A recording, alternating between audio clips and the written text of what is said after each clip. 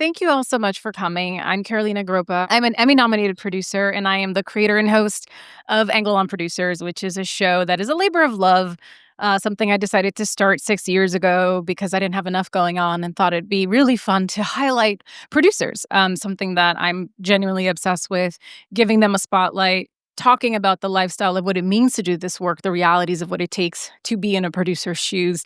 And while we get to have this really cool moment at a fancy festival, that's like a very small percentage of what it means to be a producer. So the show really goes deep into all of that. We're here to talk to the producers of Roofman, and I want to give a huge thanks to GreenSlate and to Circus for sponsoring today's panel. Give them a heads up. Yes. They are revolutionizing production payroll, and accounting. Their innovative platforms help productions of all sizes work smarter, streamlining workflows for studios, producers, and storytellers worldwide. Very sexy. Payroll, accounting. I'm not joking. Like, it's really important and we overlook it. And I've actually been using GreenSlate for over a decade on my own project. So it's really special to get to partner in this way through the podcast to have this conversation. And so we appreciate their continued effort as they support the industry. They're committed to excellent service, and they're really making a difference as we move the industry forward. So shout out to Bill Hayes, CMO, the gentleman over there, for putting this event together. Thank you so much. And really impressive. They actually have 11 clients here, GreenSlate clients with films here at TIFF that they're celebrating premieres. And so it's a true honor and a delight to highlight one in particular today, which is Roofman. So without further ado, I'd love to bring up some of the producers. Alex Orlovsky, please come up. Duncan Montgomery.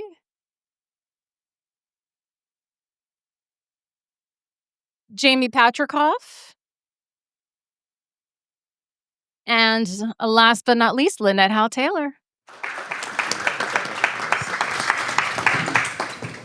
Thank you guys for being here. So, we're here to talk about balancing artistry and efficiency, really fun concepts that I think every filmmaker, every producer knows and understands the challenges of creating something extraordinary, right? We all go into it wanting it to be the best it can be, but we have real world constraints, whether that's, budgets, schedules. Well, we all have those constraints, but how do you preserve that artistic vision while putting all of these things in a balance? And so as we dive into this topic, I want to start with what makes this production unique, which is that there's actually a 20-year history of friendship and work relationships between these four individuals up here. So I'd love for you guys to tell us a little bit about that, starting with Jamie and Duncan. So first of all, I want to thank you guys all for being here. You guys are already doing something right, just being here, and the fact you're up this early. And the other thing I want to say is that you're totally right. I mean, relationships in this business are the most important thing. So take a second, say hello to your neighbor, make sure you know them, because they may be your producing partner soon. So I'm going to tweak that slightly. Alex and I worked on our first film 23 years ago. Lynette, Alex, and I worked on our first production 21 years ago. Alex and Duncan have known each other second grade. Since second grade. Second grade. And have been working together now a very long time as well. So, I mean, that's this whole business. I mean, it really is about relationships. And it's not, people talk about who you know and you have to know somebody. And sure, that's helpful. But it's really your community that's around you, working with those people, finding the people who are great and continuing with them. I mean, one of the most exciting things about Roofman, and we have the great photo, and you'll see it somewhere, we had our the first film we did together, which was called Half Nelson, which Great film. Thank you, which wasn't with Derek Cianfrance. We had on this film, we had our costume designer, our DP, our production designer, first AD, hair and makeup. Oh no, I guess hair came on for Blue Valentine. Yeah, all were on this film. So that was 21 years that we had been collectively working on and off with them. And we were all like children when we started. Like we were peers.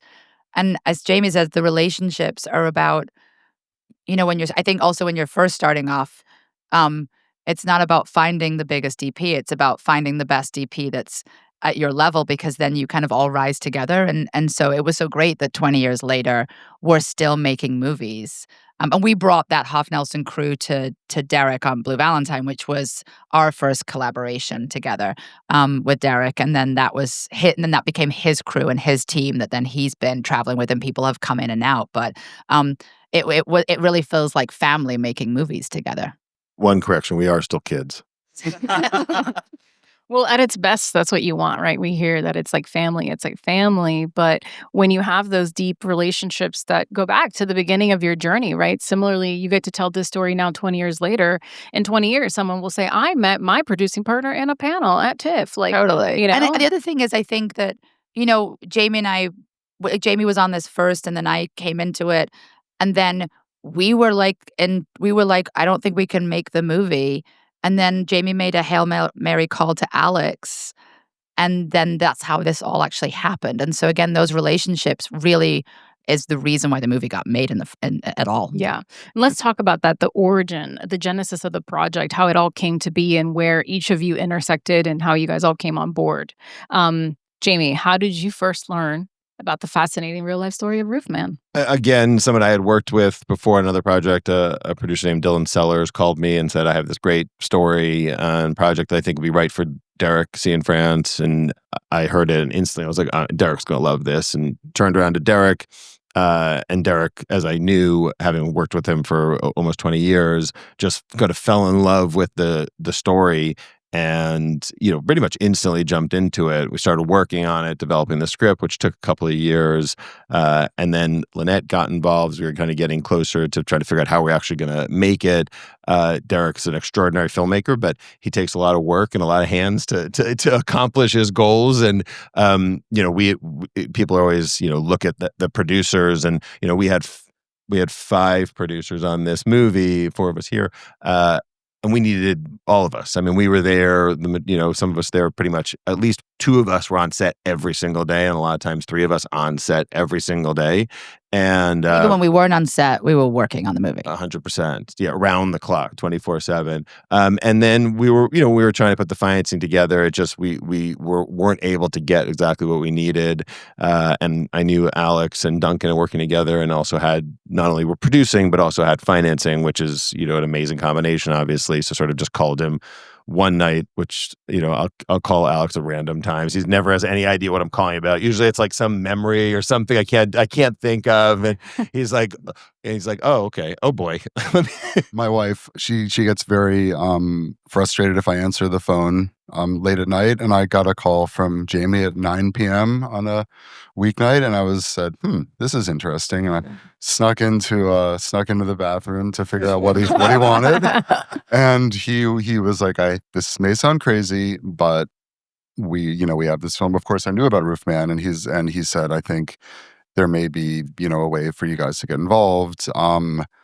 And I guess for context, I have known Duncan since 2nd grade. We grew up in Dallas together, and we started, he and another friend of ours from school started High Frequency, I guess 10 years ago.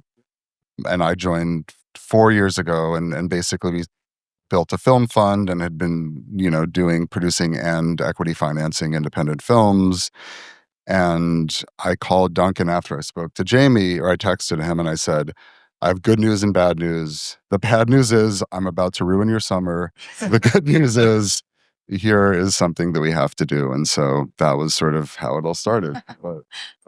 Yeah, I mean, I'd literally just gotten to Telluride, Colorado to have a nice, wonderful summer with my family. And I ended up in a tiny little home office, 14 hours a day for the next 2 months as we tried to piece together the financing. The film was kind of this interesting hybrid in the sense that we had a big advance from Miramax Paramount, and then there was a whole bunch of pre-sales. Film Nation had made a whole bunch of pre-sales. So all the world had been sold, but it wasn't, we made ultimately some creative decisions to not shoot in one location and move it to where the actual events happened in North Carolina. North Carolina has a wonderful tax credit, but there were definitely other states that had some more money on the table. But for creative reasons, what Derek wanted, we end up in North Carolina. We also elected to shoot on film. So those two kind of creative decisions really affected our budget.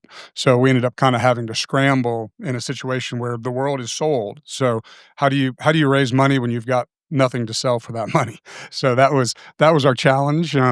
We pulled it off, but it caused some late nights and some stress for sure. Sorry to hear that about your summer. Your family must have been. Hopefully, it was worth it. But you said that this hybrid nature really felt like you were making an indie film, but going into it with like the security of distribution of a studio. Talk a little bit about that. I mean, one thing is that you get the perception that you're a studio movie. But it's not. It's not like the studio is putting it together and cash flowing and doing the things you expect. It really is. It's just an advance against distribution. So it's almost like a loan. And one of the first things we had to figure out was how are we going to cash flow the film? So, our film fund basically cash flowed, almost $5 million so that while we could finance the film, make the film against a deadline because, Channing had a hard out. So we couldn't just keep pushing the film. So in that time, but, one of the biggest things we had to deal with, which was also one of the most incredible parts of the film, is we dressed, kind of created and dressed an entire Toys R Us. We found a real Toys R Us, but ultimately went in and it was in pretty rough shape, including no electric, no water. I mean, basically infrastructure stuff, not to mention just the production design, which is remarkable. And so all of that costs a lot of money, and all of that has to be spent before the bond closes and you're kind of quote unquote safe. So that was kind of the biggest piece to getting us to actually to production. But when Duncan says a real Toys R Us, just to be clear, there was a fading sign on the outside, and that was it. There was nothing when he says But no that was enough for electric. Derek. That was enough for Derek. It had the like the ghost of a Toys R Us was in there. There wasn't a shelf. There wasn't a working light bulb. So now the building works perfectly, which was a large part of our budget. It had all those happy children that went through there at some point, and you felt that. Derek definitely felt that. But I think the cash flow piece was also the one of the reasons for the collaboration is that we knew we had Miramax and Paramount who wanted to make the movie, but because of our hard deadline, we just couldn't have done it. And we know how long it takes to just do paperwork and closing a bond.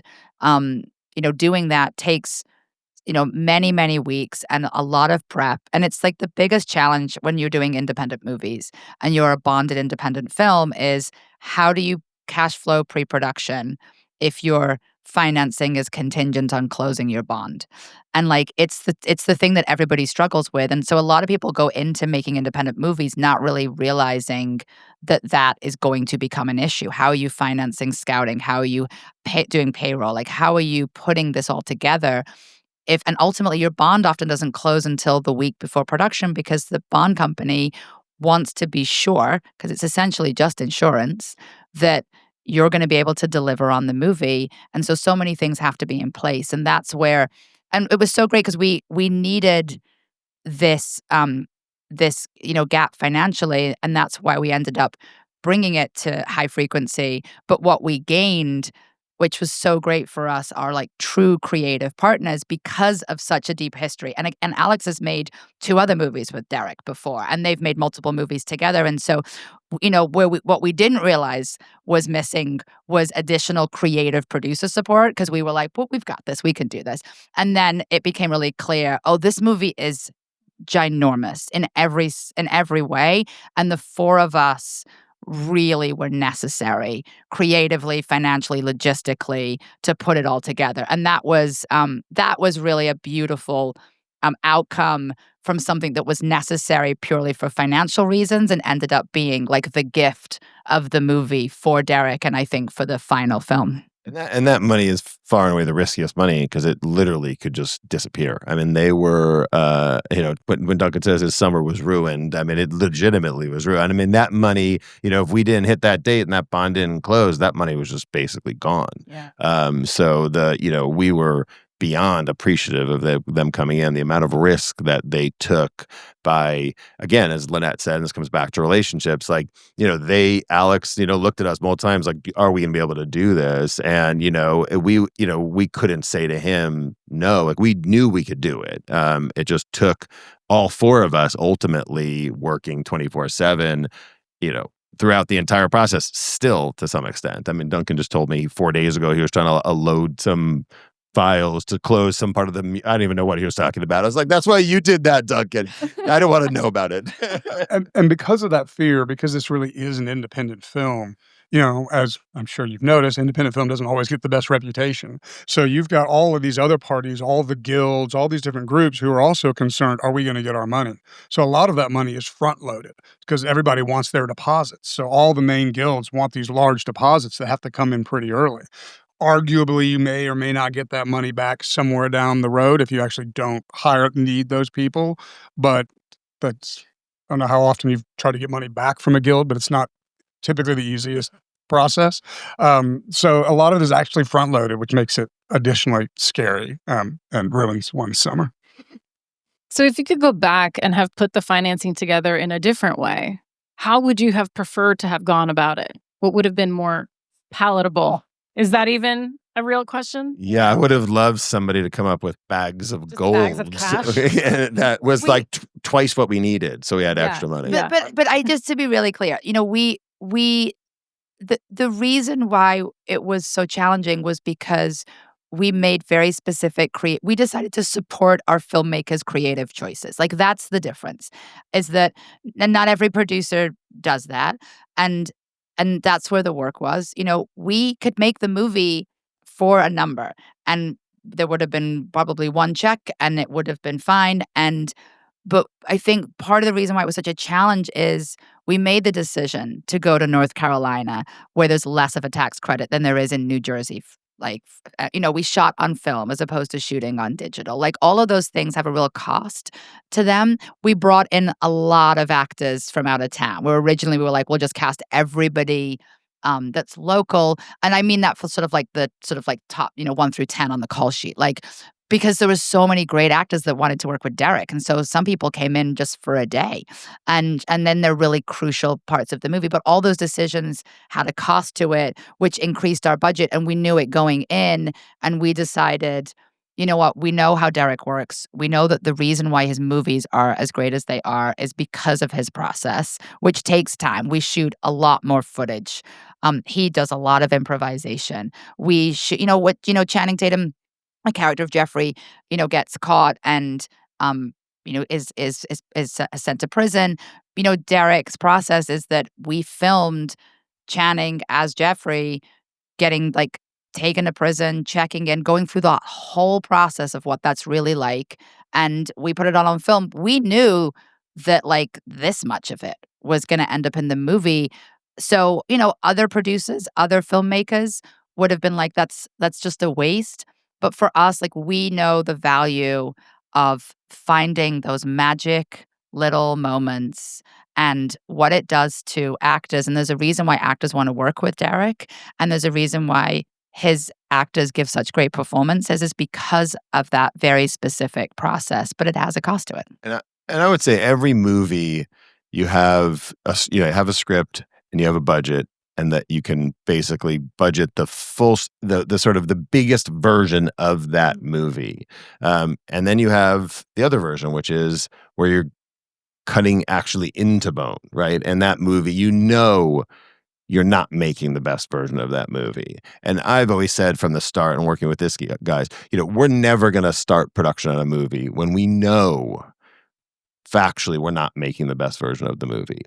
Now, we might be a hair over it, but at least we know that we're not making a sacrifice that is going to undoubtedly compromise the vision of the filmmaker. And then there's just that gray area. Yeah. And there's no answer to say what's going to make a difference. Is it shooting on film? Is it shooting on North Carolina? Is it bringing in, we brought in Channing Tatum, Kirsten Dunst. We brought in Ben Mendelsohn. We brought in Peter Dinklage. We brought in Lakeith Stanfield. We brought in Juno Temple. We brought in Jimmy O. Yang. the list, Uzo Aduba. The list just kept going on. And would the movie be what it was without one of them, I have no idea. But we knew it was giving ourselves a better chance to be in that pantheon of the best movies, and you just don't know what that is. So it's one of the toughest things as a producer, because you obviously want to give your filmmaker everything they want, and it's not possible. We got close to it. I mean, maybe we did on this one. I can't think of the thing. I think you got everything you wanted.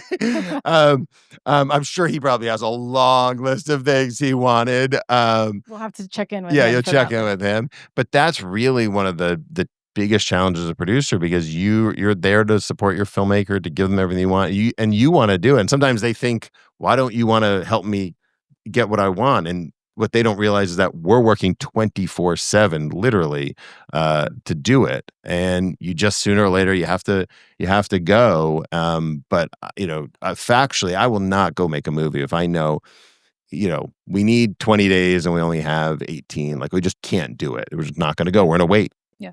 I think that's a very important, just like overall, as if you guys are all producers, it's like one of the most important things is kind of understanding how to protect a film, and also how to sort of, as leaders, create an environment where everybody believes that you're actually fighting for the best version of it. And if there's something you can't give a filmmaker, explain why. Like, don't make it a no, but actually like make it a conversation.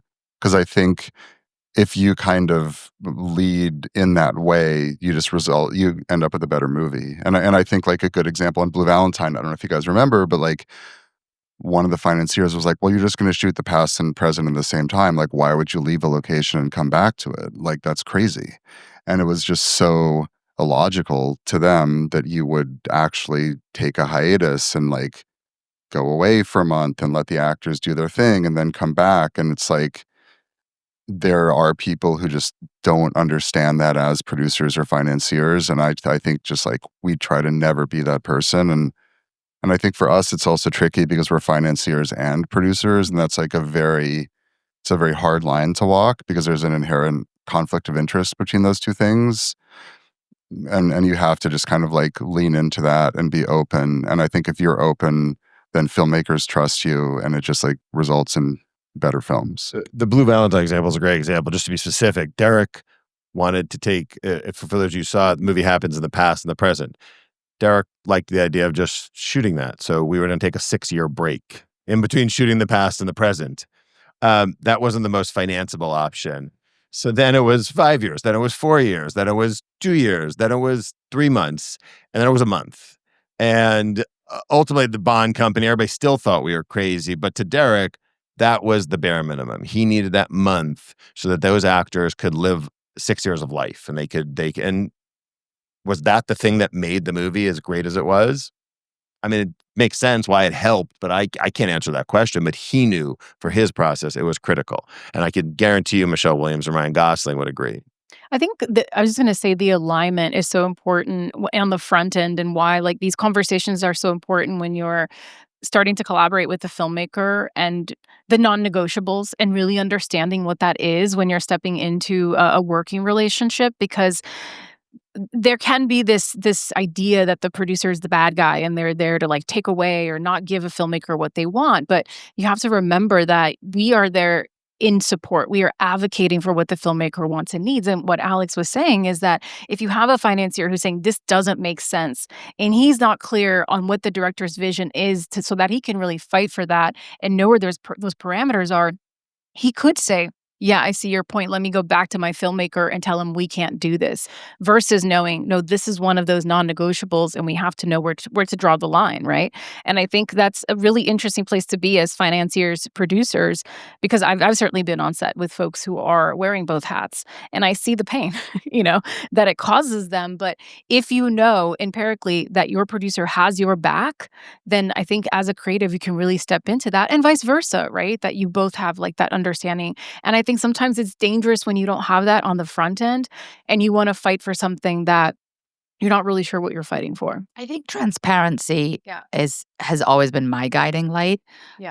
I think filmmakers, they just want to make the best version of the movie, and they also know that that's the expectation from everybody else. And at the end of the day, no one's going to thank the director for saving money if the movie doesn't work, and they know that. And so it's a balance of, I think, when you're a director, and if anybody's a director, it's like fighting for integrity, and then also like asking questions. And I do think that directors should know where the money's going, and it's about choices. And I think it's for producers, it's about giving choices. And there is a box. There's always a box. It doesn't matter what filmmaker you are. Even if you're Chris Nolan, I'm sure he still has a box to fit into. Like, there are boxes, and no one ever has enough money. It's never just like, oh, we've got so much money, we can just make the movie. So I don't think anyone's ever in that situation. And I think for us, it's about transparency with Derek, transparency with any filmmaker we work with. So then that director really knows what the choices are, and then we can make those choices together. And if there's certain things that are just really, really important, then you can all work to figure out, all right, how are we going to achieve that, even though it feels unachievable in this moment? And then that's where that trust comes in. But I really am a big fan of transparency. I think that helps build that trust from the beginning. And then producers, whether you're a producer, financier or not, it's just about everyone knows that at the end of the day, you all care about making the same movie. And that, Yeah. And I think financiers have a big part in this too. I mean, that's a lot of what I do is work with we have a fund, and we've got a collection of financiers in the fund, and I'm constantly having conversations with them. I started in this business as an entertainment attorney, so the way I initially looked at it was kind of by the numbers. I was desperate for, and I think a lot of financiers are desperate for some kind of objective criteria that makes them sleep well at night, and they can say, oh, well, they did X, Y, and Z, so the film's going to make money. And that doesn't exist. And so having these conversations and working with Alex, being fortunate enough to work with Lynette and Jamie, has helped me over the years grow quite a bit. And it's like, wait a minute. The truth is, we see projections all the time sent to us. And I'm not saying that projections don't have a place. They're a data point. But every projection you'll ever see has got a couple of assumptions, and filmmakers often have the ability to manipulate those assumptions to get the numbers they want in the projections. So I caution people, don't believe in that. If you there are certain decisions you make, and ultimately, if you don't find that magic and you don't make the right creative decisions, the film is going to lose its money. Like, it just is. So, and then none of this kind of say, oh, we had projections and these comps said this, so why didn't it work? It just doesn't work. So our relationship with our investors is very close. And I would say, if you are a financier out there, it is there. You're going to find producers that are transparent and that will work with you, and that are honest about what the risk is and why they believe this creative decision. It could be as simple as, the director really wants this, the director believes in this, and it's important to keep everyone happy and positive that we do this, not necessarily analyzing that exact issue. Yeah. I want to shift gears to Jeffrey Manchester, the real life subject of this film. He robbed over 60 McDonald's and lived undetected in a Toys R Us for 6 months, which is truly fascinating, hence why there's a movie about it. How do you guys balance, right, staying true to these unbelievable events while also making them cinematic, compelling, without rushing through a very long period of this man's life? Listen, ultimately that's Derek's choice and what Derek wants to do. I mean, it is based on a true story. Obviously, you take liberties in every true story. So, for us, again, as people who are supporting our filmmaker, we're talking to Derek on every version of the script, and Derek does a lot of versions of the script and makes a lot of choices. And he's really focused on hearing from the real people and what the real story is, and then weaving that into his script. Again, one of the reasons we made the choice and Derek wanted to shoot in Charlotte is it's where the story took place. It's where the real people were. It was an opportunity for Derek to not only meet those people, as actually put them in the movie, to the point where, some people just played bit parts, and some people, the real truck driver that he escaped from prison from was the real truck driver in our movie. So it was that was a really special opportunity. So I think every true story is different. Every filmmaker is different. It's, for me personally, I wasn't the one sitting there saying, oh, you have to tell it this way or tell it that way. So, I think, there are probably other true stories that, have different perspectives. It's really the power of the script. I mean, it all comes back to the script. And Derek spent years 3-4 years really working on that script. He had probably 400 phone calls with Jeffrey from prison, where Jeffrey would call him and basically just tell him about his life, and then he took all of that and put it into a screenplay that's so when we started the movie, there was such a solid blueprint. He also spent a lot of time interviewing the character of Lee, who's played by Kirsten Dunst. She still lives in Charlotte, and she ended up having a small part in the movie too. And she, gave a really great account of what had happened during their relationship, which was really positive, and it was very surprising. And that's also one of the reasons why Derek wanted to make the movie, was because she wasn't angry and bitter. She looked back on that time with really fond memories, and it's such a special part of the movie. But it really comes back to script. It's all about having a great screenplay as a blueprint to work from, and then you can improvise, and then you can adapt. But you have to have a solid ground to start on. Yeah, and back to the Toys R Us. I mean, it was critical from the start, from day one of Derek hearing about the story. We need to shoot in a real Toys R Us, and for all of you, Toys R Us doesn't exist anymore. It's now coming back a bit, which has been really fun on social media for us, by the way. I don't know if you've watched, but please follow Toys R Us and Roofman Movie. But Toys R Us is, they've been doing the greatest stuff. But he wanted a real Toys R Us for Kirsten Dunst to work in, and Peter Dinklage to be the manager of, and to Channing Tatum to live in. And that was critical. And Inbal Weinberg and Kendall and our production team had to build one. And not only they have to build it, they had to find period toys from 2004, 2003, 2002. That's when I really thought the movie might collapse. It was like art department meetings when they're like, oh my God, we're so overwhelmed. And it was really intense. And listen, it would have been really easy.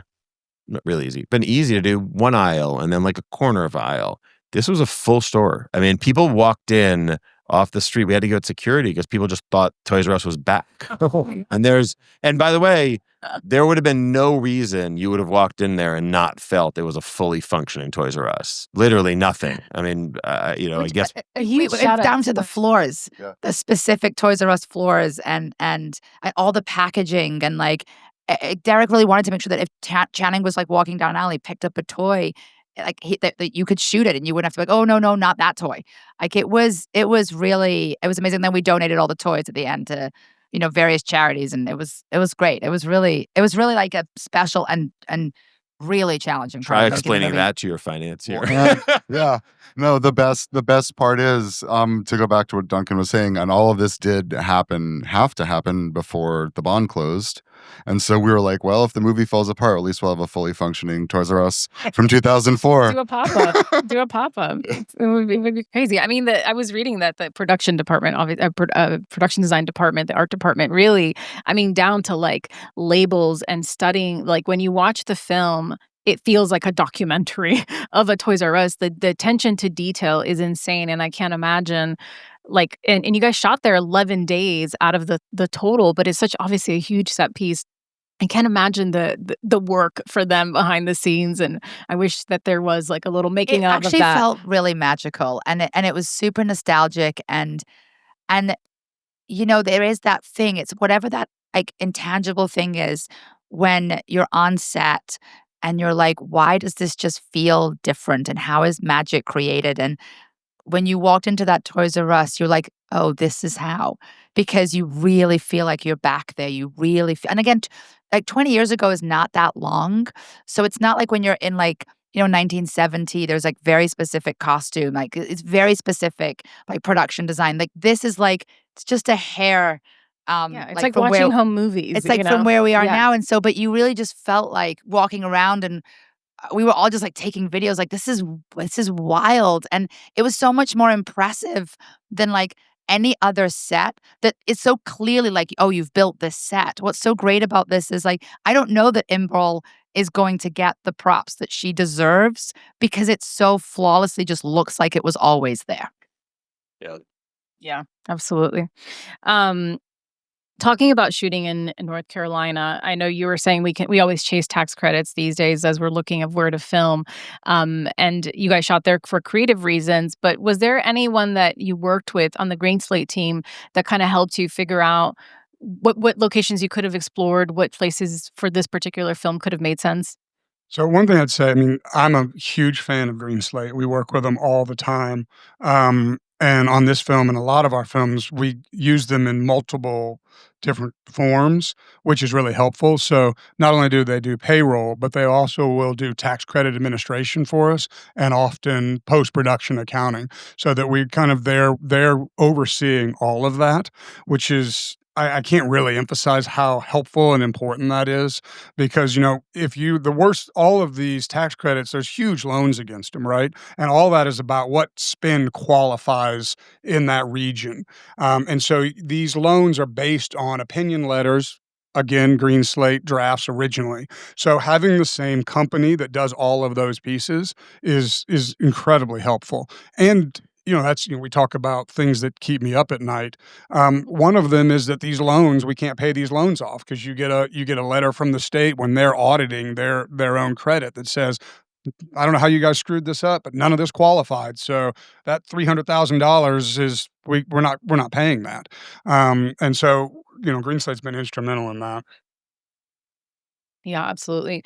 And in talking back about collaborating with Derek, right? Because you guys were there from the beginning with Blue Valentine and then A Place Beyond the Pines. I'm curious how this third time going into it, how has he evolved as a director? And how in what ways is he still really unwavering in his creative process? I mean, I actually started working with Derek almost 25 years ago. We started working on he was a cinematographer and director first, and it was a DP on a documentary I did for VH1. Um, he's kind of always been the same guy. Yeah. I mean, he continues to learn and evolve and become, grow, but at the same time, he's sort of always looking for sort of the magic. I mean, and I think that's one of the most impressive parts about him as a filmmaker and why he's able to do what he does. And it's also one of the most challenging things in working with him because you don't know what that is. Again, back to why we shot in North Carolina. When we went into this, he knew that Toys R Us was the kind of the crown jewel of this. So although North Carolina was the goal, he was open to other locations, and we did kind of scour for a semi-functioning Toys R Us because that would have saved us, hundreds of thousands of dollars and tons of time, not only. So, back of his mind, I think he always knew we'd wind up in North Carolina, but he was open to that. But again, that was just, he gets pretty, fixated on certain things that he believes are going to be the difference maker. So, I think he's grown in the sense of he knows even more now sort of what it takes to do things. He's also a prolific commercial director. So he's really sharpening his tools and his skills on a regular basis with his crew as well. But I think the greatest thing actually about this movie is that he brought all of his experience, but he was tackling a different genre. And he was tackling a different kind of movie. Blue Valentine and Place Beyond the Pines are, there's a lot of themes about, fathers and sons and sort of like generational trauma and like relationships. And there's, he's explored that in the movies he's made before, the 3 movies he's made before, and the television show that he did. And there's a lot of heaviness, and they're serious, and they're dramas. And, he really felt like he's closed that chapter in his life of filmmaking, at least for now, and he wanted to do something different. And so in some ways, there's a first-time filmmaker quality to that because he's tackling comedy. I mean, he's funny. Derek is very funny. You wouldn't necessarily know it from the movies he's made and the TV show he made in the past, but he's very funny. And this movie really mixes genre. It's very hard to market, actually, because it's a comedy, it's a crime story, it's a love story. And it really like goes in and out of that. And that line between tragedy and comedy is walked in a very fine way. And he just was tackling that. And so I think that's also why the film feels so alive, is that he wasn't just doing the same thing that he's been doing before. He was really trying to push himself creatively, working in a new way with a different kind of movie. Yeah. Well, the film is delightful. I got to see it and I loved it. I got to see it in a screening room, so not with a packed audience, but I'm going to go back for that experience because it warrants that. It is definitely a theater movie. It comes out on October 10th. Please go see it if you don't get to check out a screening here at TIFF. I want to thank you guys all for being here. Before we move over to Q&A, just one final question. What is a big learning or takeaway you're bringing from this film as producers for the next one? I'm retiring. Okay. I'm kidding. I'm kidding. I don't I'm believe kidding. that I'm kidding. for a second. He's like semi-kidding. She'll be 100. She'll be 102. She'll still be producing. Exactly. I mean, listen, I think the value of partnership is just every movie you make, you realize that you get, and I've gotten so lucky to work with these guys on so many movies, and there's never enough emphasis put on that. I love having partners on movies. I've been fortunate, even on the movies that I haven't worked with these guys, have, good partners, but this is very special. Getting to work with Duncan was really special. I mean, just we're so lucky to be able to know that you have someone who's got your back, who's going through the same thing, who's in the trenches with you, and that you feel confident that they can make a decision just as easily as you can make a decision, and you just trust that they're going to do it. And that's the thing that makes you able to sleep at night. It also, like, people have personal lives. You have things going on. We have kids. We have things. It's not reasonable that we can just pick up and leave and give up everything. And to know that you're covered in that sense too is just invaluable. So that was made clear on this movie, probably more than any other movie I've worked on. I love that.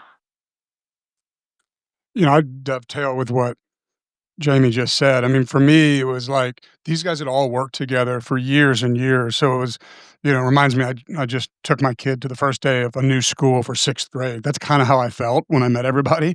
And they were so close and had all these stories, and everybody really embraced me, which was incredibly kind and nice, and valued what I did, which is incredibly kind. And the bigger point of that is it's really hard to make movies. And the idea that you're going to do it with people that you can't get along with, or don't like the way they see the world, how they treat other people. It's just, I really think it's impossible, and is a road to unhappiness. So thank you guys. I don't know if I answered your question, but Maybe you did. Yeah. Any I mean, closing same. thoughts? I'm just going to repeat what they said, but yeah, it was honestly just like such a gift to get to work with Jamie and Lynette again, and Derek and Aaron and Andre and Mariella, and I mean, but just like, so, and these kind of things don't come around that often. So it's like, I mean, I would always treasure this movie. And It's really special. I would say just one more thing is that we've had a 20-year history. It's very unusual. So we just are so confident in each other.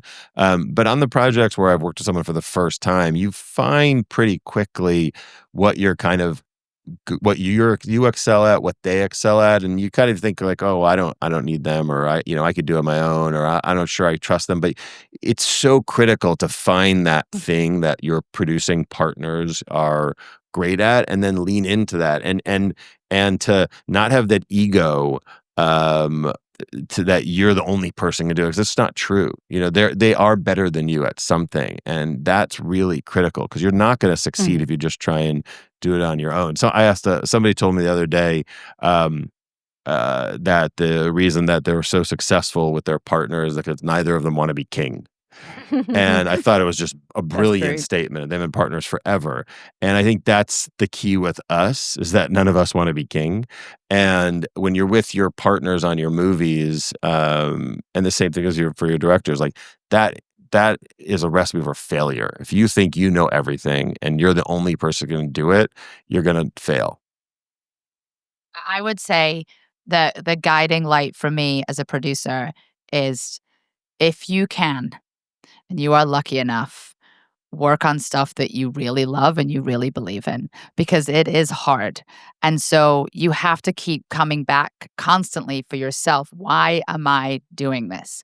Why am I missing my kid's soccer game? Why am I living in North Carolina when my 6-year-old is sick at home? Like, why am I doing it? And you have to keep coming back. And that reason, and look, for a lot of people, of course, it's financial, but I think it also, for all of us, this is how you're choosing to spend your time. And if you're choosing to spend your time in entertainment when you could probably do something else that would pay you as much money, if not much more, it has to be because you believe in it, because you love it, because you think that what you're making has something to offer. And so for me, I always come back to, I just don't make anything if I know that when it's really, really hard, that won't be able to be my guiding light. Thank you. Guiding light. I love it. Amazing. Well, we're going to open it up to a couple of questions from the audience. I think we have a little bit of time. I see a hand there. Yes. Hi. Thank you all for being here. Starting to get you started in producing, what were your kind of first steps? The greatest and the hardest thing about producing is that it's not a job someone's going to give you. It's something you have to just create. And 25 years into doing it, it's still the same. I mean, we definitely all get offered movies now, but for the most part, you're the one creating jobs for everybody else and then yourself. And so I find that really inspirational. I think that that's great. For me, I made a short film. That was what I did. And I did it with my boyfriend at the time was the director. My roommate was the location manager. He had a script supervisor. He knew that had never done it before, but was like pretending to be a script supervisor. And she is now one of my best friends. And I made it with like people who didn't know what they were doing. And we just sort of learned. And I started not me as a financier, but I raised money. That's how I got into it. I was working in theater, and so I came in as a financier that was an active producer on Hoff Nelson, and I learned how to do the job whilst doing the job. And Jamie and I did that together. Actually, with Alex too. All three of us did that together. So I think there are many different paths, and the great news is that there is no one path.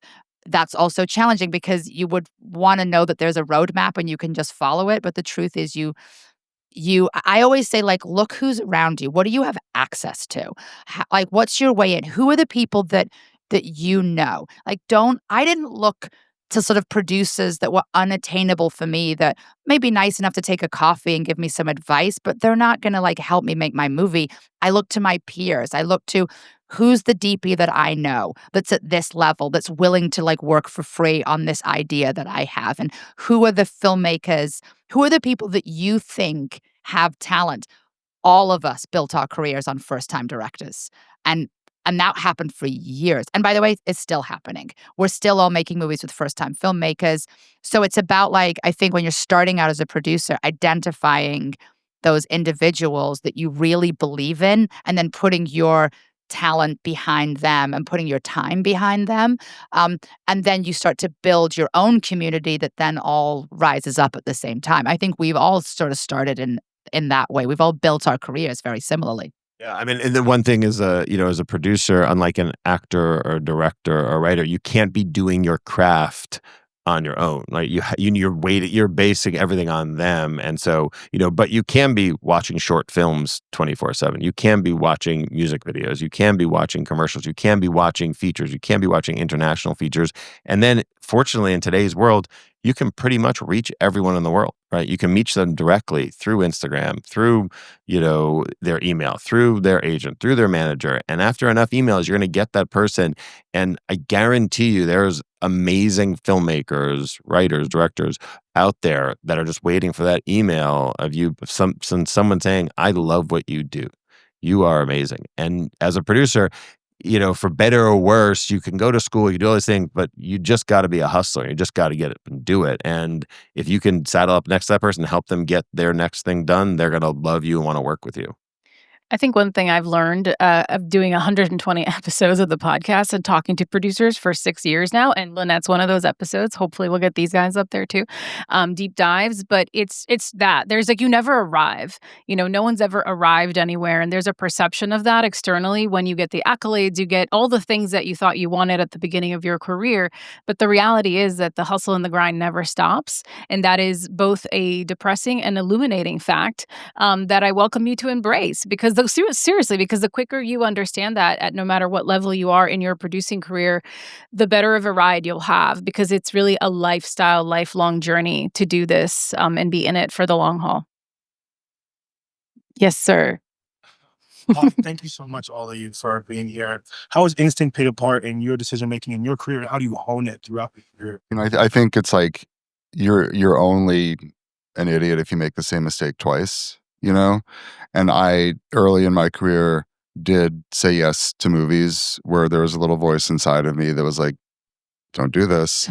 Or if you like walk away from this movie, the director's going to be upset with you, or like you're going to let someone down. But it's like this sort of like consequence tale of like producing a movie that doesn't work is so many years.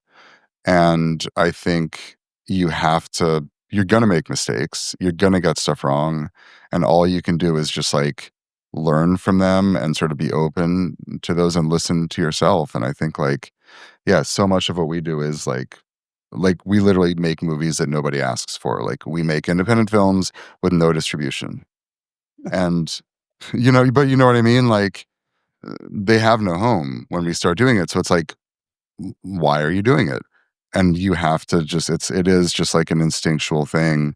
Some people call it taste, some people call it whatever, but it's just like, if you just have to, that's just part of the game, and you have to just like play and do to understand.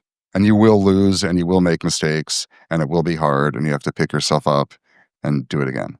Yeah, I would say, I've read great scripts that I've loved and met a filmmaker and just not felt that gut instinct of like, I want to go to the mats for you. I want to do everything for you.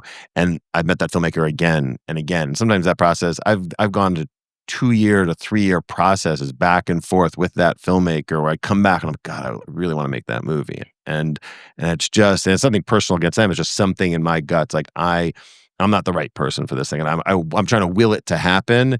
And the few times when I've been in situations where I haven't totally believed much in the filmmaker, I haven't reached that sort of pinnacle. I think I've been fortunate. My gut instinct has been, right more than wrong. But it's all about your instinct. It's all about your gut. It doesn't mean it's going to work out financially or not, but I think a sense of accomplishment for me, I always feel great at the end of that process. I always feel like I'm okay if I'm wrong, as long as I made the decision I thought was right in the moment, no matter what that is. I can live with consequences of my bad choices, as long as they were choices that I made really believing I was in the right place in the moment. I think it's really hard to get over the opposite when the outcome isn't when the outcome is bad. And you knew it was going to be bad, and you still did it. Like, that's really hard. And I think that's a life lesson. It's not even a movie lesson. It's just like a life lesson. Situations always get worse. They never get better. Okay, one more final question. No pressure to whoever gets it. Yes. How are you feeling about the state? How are we feeling about the state It has of always things? been hard. People love to talk about how hard it is, and it's always been hard. I've been sitting on panels for 20 years, and that question has been asked at every panel I've ever sat on. So yes, it's hard. It's always been hard, and quality rises to the top, and quality will always rise to the top. I think what's so exciting is I feel like there's real engagement from younger people to watch movies and to go to the movie theater. And there will be plenty of people that will tell you that is not the case. But I just don't believe it. I think people love community experiences. I think people do appreciate the 2-hour format. I believe so strongly in the cinematic experience and in the movie format. I give a lot of my time to that endeavor, and we've all dedicated our careers to that endeavor, and I think it's because we believe in it. And so it has always been hard to make movies, and you can go back and watch any Q&A for the past 50 years, and not a single Q&A will be like, this was a piece of cake and this was a walk in the park. It was, every single one tells you how hard it was. And so it's just different. I think what people are commenting on is the evolution that is always happening, is that we're always having to adapt to a new set of circumstances. We're having to adapt to what streaming means, and we're having to adapt to what happened with the pandemic, and we're having to adapt to all sorts of things. And so it's just about adaptation and how quickly each of us individually are ready and prepared to evolve and work in whatever the current environment is. And so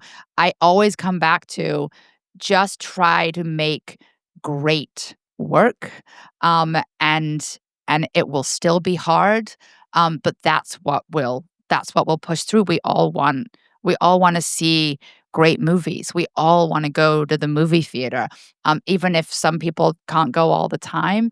I just think that I just so strongly believe that art form is not going to die.